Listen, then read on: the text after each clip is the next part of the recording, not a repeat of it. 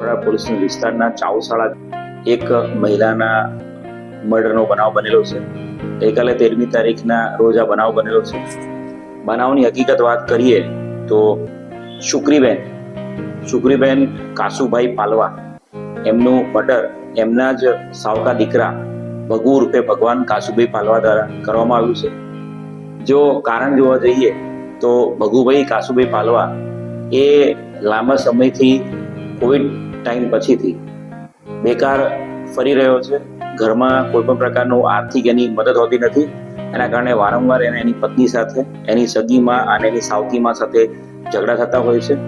અને ગઈકાલે એની પત્ની સાથે વારંવાર ઝઘડો થઈ રહ્યો હતો અને એ ઝઘડો ના કરે એના માટે એને ગુસ્સો શાંત કરવા માટે, એને સમજાવવા માટે એની માતા અને એની સાવકી માતા શુક્રીબેન સમજાવી રહ્યા હતા. અને ગુસ્સે થઈને એ ત્યાં એના જે કાકાનું ઘર છે ચિંટુભાઈ, એમના ઘર પાસે ગયો હતો અને એની પાછળ સમજાવવા માટે આ સાવકીમાં શુક્રીબેન જતા હતા ત્યારે ચિંટુભાઈના ઘરના બહાર જે દાંતરડું પડેલું હતું એ દાંતરડું લઈને એને ગળાના ભાગે મારીને એમનું મોત નિપજાવેલું છે.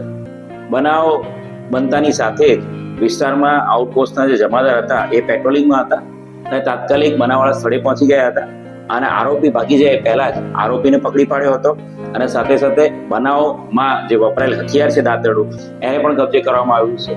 કપડા પોલીસ સ્ટેશન દ્વારા આ બનાવ અનુસંધાને ગંભીરતાને ધ્યાને રાખીને મર્ડરનો ગુનો દાખલ કરવામાં આવ્યો છે અને મર્ડરના ગુનામાં આરોપીની વિધિવત આજે ધરપકડ કરવામાં આવી છે.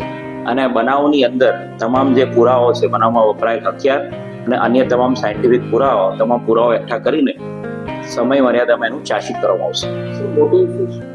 હાલ જે જાણવા મળ્યું છે એ પ્રમાણે ભગુ લાંબા સમયથી 3-4 વર્ષથી બેકાર રખડી રહ્યો છે. ઘરમાં કોઈ પણ પ્રકારની એની આર્થિક મદદ નથી.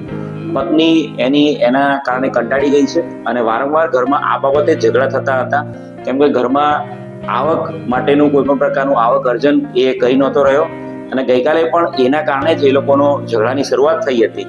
અને ઝઘડા દરમિયાન એની પત્ની સાથે વધુ ઝઘડે નહીં એના માટે એના માતા એને રોકવા ગયા હતા સાવકીમાં. અને એ સાવકીમાં જ્યારે રોકવા ગયા ત્યારે ગુસ્સામાં એણે જે દાંતરડું પડી રહ્યું હતું ઘરના ઓટલાની બહાર એનાથી એનું ગળું કાપી નાખ્યું. હાલના તબક્કે આરોપીની પૂછપરછ કરતા અને જે ઈ ગુજકોપને ચેક કરતા એવો કોઈ ગુનાહિત ઇતિહાસ મળતો નથી, પરંતુ એના 2 નામ છે ભગુ અને ભગવાન, એટલે એ બાબતે વધારે તપાસ કરીને કોઈ ગુનાહિત ઇતિહાસ હોય તો ચેક કરવાની કાર્યવાહી ચાલુ છે.